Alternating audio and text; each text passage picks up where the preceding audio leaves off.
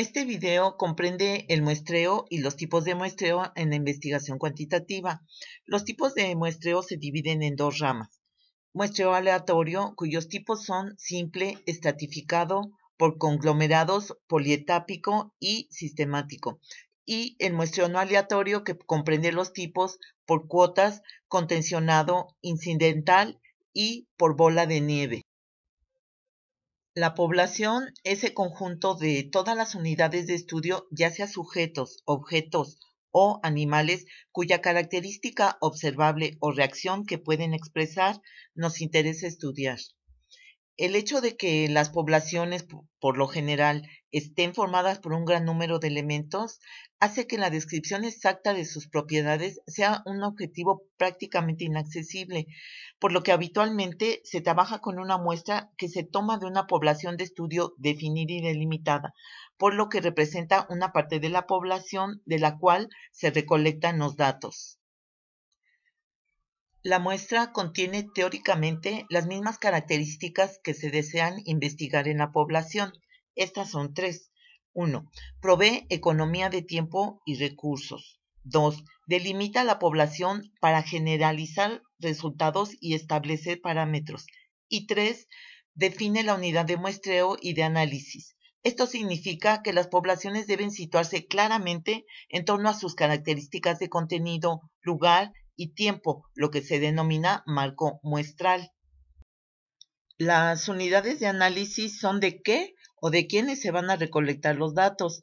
Tienen que estar dispuestas de tal modo que el proceso de selección dé una misma probabilidad de selección a todas las unidades integradas en la población. Es así que cada uno de los elementos de la población tiene la misma probabilidad de integrar parte de la muestra. Después de que ya se haya definido el tamaño de la muestra, se procede a elegir a las unidades muestrales, que son el tipo de caso que se escoge para estudiarlo. Normalmente es la misma que la unidad de análisis, pero en ocasiones puede ser distinta. A las unidades de muestreo se les denomina casos o elementos. El marco muestral es el conjunto de las unidades de análisis delimitadas por los parámetros muestrales, aquellos que permiten realizar una selección asegurando la probabilidad de que todas sean elegidas, como ya lo habíamos mencionado antes. Concretando, la muestra es una estrategia metodológica y estadística que utilizamos cuando, luego de realizar nuestro análisis de factibilidad, encontramos que no podemos acceder a toda la población, por lo que requerimos extraer del grupo que forma la población de estudio un subgrupo o muestra que la represente. Lo que nos interesa estudiar es la población, no la muestra. La muestra es solo una estrategia para estudiar lo que está ocurriendo en la población, y por eso es que cuando obtenemos las conclusiones en la muestra, las extrapolamos hacia la población de donde fue extraída. A este procedimiento se le conoce como inferencia, es decir, llevar las conclusiones de la muestra hacia la población de donde fue extraída. El cálculo del tamaño muestral se lleva a cabo siguiendo los criterios que ofrece la estadística, tales como error máximo aceptable y nivel deseado de confianza. Para asegurar que la muestra elegida represente a la población, debemos considerar dos elementos importantes. Como primer elemento tenemos el cálculo del tamaño de la muestra y el segundo sería una técnica de muestreo. Estos pasos están tan integrados que no es posible separarlos uno del otro. El tamaño de la muestra está en relación al tamaño del marco muestral y la probabilidad de ser incluido en la muestra debe calcularse. Existen diferentes pruebas para esto dependiendo el tipo de muestreo. El tipo de muestra que se va a elegir depende del alcance de la investigación. Esta selección se realiza mediante métodos de muestreo, aleatorios o no aleatorios, aunque solamente el aleatorio es el que nos asegura la obtención de una muestra representativa que nos permita conocer los parámetros de una población, es decir, la posibilidad de realizar la inferencia estadística. Las diferencias que podemos encontrar entre ambos tipos de muestreo aleatorio y no aleatorio y que ya se describieron un poco son En cuanto al criterio de clasificación o la probabilidad de selección que tienen las unidades muestrales, en el muestreo aleatorio se eligen, pues como la palabra lo dice, aleatoriamente. Todas tienen la misma posibilidad de ser elegidas, y la tercera es que selecciona unidades o elementos muestrales. En el no aleatorio se eligen en función de las características de la investigación, es decir, no dependen de la probabilidad, y este tipo de muestreo no pretende que los casos sean estadísticamente representativos de la población. Respecto al tamaño de la muestra, el muestreo aleatorio define con precisión el tamaño de la muestra y se calcula siguiendo los criterios que ofrece la estadística, tales como error máximo aceptable y nivel deseado de confianza. Mientras que en el no aleatorio, el tamaño de la muestra depende del criterio del investigador y los casos o unidades son seleccionados para uno o varios propósitos. En cuanto a su validez, los resultados del muestreo aleatorio se generalizan a toda la población, y en el no aleatorio sus resultados no pueden generalizarse a toda la población. Por último, de acuerdo a su aplicación, las muestras aleatorias son utilizadas para el diseño no experimental, lo que refuerza que sus resultados no se generalizan a toda la población. Y las muestras no aleatorias son utilizadas para el diseño experimental, por lo que la validez de la investigación se consolida con la repetición. Ahora continuamos con las técnicas de muestreo aleatorio. Muestreo aleatorio simple. Es cuando se selecciona una muestra de tamaño de n sujetos de manera que cada posible muestra del mismo tamaño n tenga la misma posibilidad de ser elegida. Ejemplo, si en un estudio de investigación tuviéramos una población de 20 sujetos y solo requerimos 5 de ellos, se hacen papeles enumerando del 1 al 20, se colocan en una urna y se sacan 5 papeles. Así se obtiene la muestra, que sería una muestra pequeña. El procedimiento descrito resulta muy sencillo y rápido si el tamaño de la población es muy pequeño. Sin embargo, cuando la población es grande, el procedimiento se vuelve engorroso. Otra forma de seleccionar aleatoriamente los miembros de una muestra consiste en recurrir a tablas de números aleatorios como la del ejemplo. Los números de la tabla son generados por una computadora, de tal forma que en ellos no se sigue un orden o sistema discernible. Utilizando la tabla de números aleatorios. Por ejemplo, para seleccionar 83 adolescentes de una población de 400, mediante la tabla de números aleatorios, primero se debe determinar el número de dígitos que tiene el tamaño de la población. En este caso son 3. Posteriormente se enumeran de manera progresiva los 400 miembros de los adolescentes, de tal forma que cada número contenga los 3 dígitos del valor n. Por ejemplo, 001, 002, 399, 400. A continuación se acude a la tabla de números aleatorios entrando por ella en el punto obtenido al sortear los números del 1 al 25, total de renglones, y del 1 al 40, total de columnas. Supongamos que en el primer caso el dígito seleccionado es 6, renglón, y en el segundo 17. Entonces, el punto de inicio será el primer número del trío, porque el tamaño de la población tiene 3 dígitos, que marque el cruce del renglón 6 con la columna 17. Ahora se puede seguir cualquier dirección, por ejemplo, proceder a anotar dígitos en todas direcciones, horizontal y vertical. Al llegar al final de una columna o renglón se cambia de dirección y se prosigue como antes. Volviendo al ejemplo, en la columna 17, renglón 6, se encuentra que la primera cifra es 348, la cual indica que el adolescente marcado con ese número debe incluirse en la muestra. Siguiendo verticalmente hacia arriba aparece 749, pero como este número no está incluido en la población, se desecha y se continúa hasta encontrar un trío de números que estén dentro del límite 001 a 400. Los siguientes dos números que sí caen entre los límites son 053 y 323. Si quisiéramos obtener una muestra de 100 personas en una población de 800, que sería una muestra muy grande para realizarla por medio de papelitos y la urna, podríamos obtener la muestra por medio de Excel utilizando una de sus funciones para crear números aleatorios. y se introduce el rango y listo. Vamos formando nuestra muestra de 100 personas, como aquí se observa. Muestreo por conglomerados. Se denomina conglomerado a una unidad de muestreo que está constituida en su interior por varios elementos de la población. Para un diseño por conglomerado deben definirse unidades primarias de muestreo que contengan en su interior a las unidades elementales.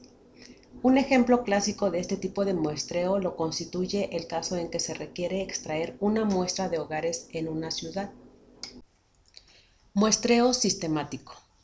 Un procedimiento alternativo al muestreo aleatorio simple lo constituye el muestreo sistemático. En este caso solo se selecciona un elemento aleatoriamente y comenzando por él se recorre el marco de la muestra tomando los elementos siguientes a intervalos iguales.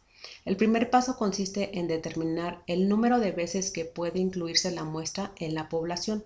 Este valor es el que resulta de dividir el número de la población en el número de la muestra, donde R representa a las veces que la población contiene a la muestra.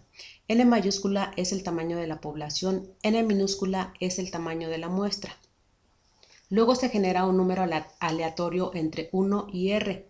Este constituye el primer elemento de la muestra al que llamaremos A. A continuación se selecciona el elemento que se encuentra R unidades más adelante de la lista, el elemento que ocupa el lugar A más R, y así sucesivamente hasta recorrer la lista completa, lo cual ocurrirá cuando se haya alcanzado al enésimo y último elemento de la muestra. Muestreo estratificado. El procedimiento consiste en extraer muestras de subconjuntos de la población llamados estratos. Se espera que tales estratos sean homogéneos en su interior con respecto a alguna característica a priori. Dicha característica se denomina criterio de estratificación. En el muestreo estratificado se eligen muestras diferentes de cada uno de los subconjuntos definidos en la población. Supongamos que se requiere estimar el consumo de bebidas alcohólicas de los jóvenes. Como se supone que esa variable está influida por el nivel socioeconómico, puede utilizarse este último como criterio para estratificar a la población, dividiéndola en subconjuntos en los que el nivel socioeconómico sea homogéneo. La cantidad de estratos que pueden definirse de esta manera dependerá del grado de precisión con que pueda medirse el nivel socioeconómico. Si estratificamos con categorías nivel socioeconómico alto, medio y bajo, entonces será K igual a 3 y seleccionaremos jóvenes de cada uno de los 3 estratos. Por ejemplo, el investigador tiene una población de 100 individuos y necesita 12 sujetos. Primero elige su número de partida, 5. Luego el investigador elige su intervalo, 8. Los miembros de su muestra serán los individuos 5, 13, 21, 29, 37, etc. Técnicas de muestreo no aleatorio. Estas técnicas consisten en que los individuos de la muestra se eligen por métodos que no son al azar, por lo que no se puede conocer la probabilidad que tiene cada uno de ser incluido en dicha muestra, ni la seguridad de que todos tengan la misma probabilidad. El muestreo no probabilístico o no aleatorio consiste desde el enfoque cuantitativo en una cuidadosa y controlada elección de sujetos, con ciertos atributos relacionados con las características de la investigación o de quien establece la muestra, ya sea por la decisión de una o varias personas. Las características mencionadas obedecen a los criterios de investigación definidos previamente en el planteamiento del problema. Este tipo de muestreo cuenta con los siguientes subtipos: muestreo por cuotas, muestreo opináptico o intencional, muestreo casual o incidental y muestreo por redes o bola de nieve. Muestreo por cuotas. Se conforman por subgrupos mutuamente excluyentes. Consiste en formar estratos o clasificar a la población en subgrupos o cuotas según ciertas características que representen en proporciones semejantes a las que existen en la población. Se eligen a los miembros más representativos o típicos de acuerdo con el objetivo de estudio. Con esto se intenta tener representatividad de la población estudiada. Sin embargo, la información obtenida solo es válida para esa muestra. Rojas, 1981. Una vez determinada la cuota, se eligen los primeros que se encuentran y que cumplen esas características. Este tipo de muestreo tiene como beneficio que se pueden realizar estudios exploratorios rápidos y económicos. Las principales características utilizadas como estrato son sexo, edad y ocupación. Algunos ejemplos de aplicación en psicología son, por ejemplo, en los estudios de investigación donde se requiere conocer la diferencia entre hombres y mujeres con respecto a determinadas variables, por lo que se establecen estratos de 50 y 50% de participantes de cada sexo. Otro ejemplo sería al aplicar una red semántica donde se desea conocer lo que niños con padres casados y con padres divorciados relacionan con un determinado constructo, como sería el de familia. En este ejemplo, los estratos serían el estado civil de sus padres. Un ejemplo más sería referente a estudios en psicología de la salud con respecto a la calidad de vida de personas de cierto rango de edad con diabetes, donde la principal característica sería poseer diabetes, pero pertenecer al rango establecido, el cual sería el estrato. Muestreo intencionado. En él, los sujetos se eligen en función de su carácter típico, como en el estudio de casos extremos o marginales o de los casos típicos. Es una técnica basada en la opinión, preferencia o juicio del investigador para constituir una muestra representativa de la población. La posible representatividad depende del criterio particular del investigador. Permite estudiar fenómenos raros o inusitados. Algunos ejemplos serían cuando uno se encuentra trabajando en un área específica, por ejemplo oncología, entonces el investigador decide que la muestra la conformarán mujeres con cáncer de mama. Otro ejemplo es cuando se realizan investigaciones con niños Down que asisten a la escuela.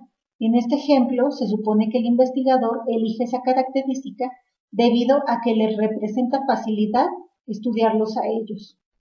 O lo que hizo Freud al tomar los relatos de sus pacientes a quienes psicoanalizaba como un extracto de lo que a la población en general le sucedía.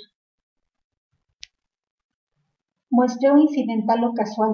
En él, la muestra está conformada por sujetos de fácil acceso y que se encuentran presentes en un lugar y tiempo determinados.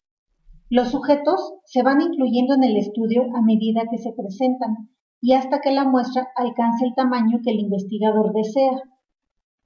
Un ejemplo sería realizar alguna encuesta en algún hospital, en alguna escuela o en la vía pública, ya que se realizaría en un día y tiempo determinado con la población que se encuentre presente en ese espacio determinado. Muestreo por bola de nieve o por redes. Como su nombre lo dice, se basa en redes sociales como serían las amistades. Consiste en localizar a algunos individuos según determinadas características.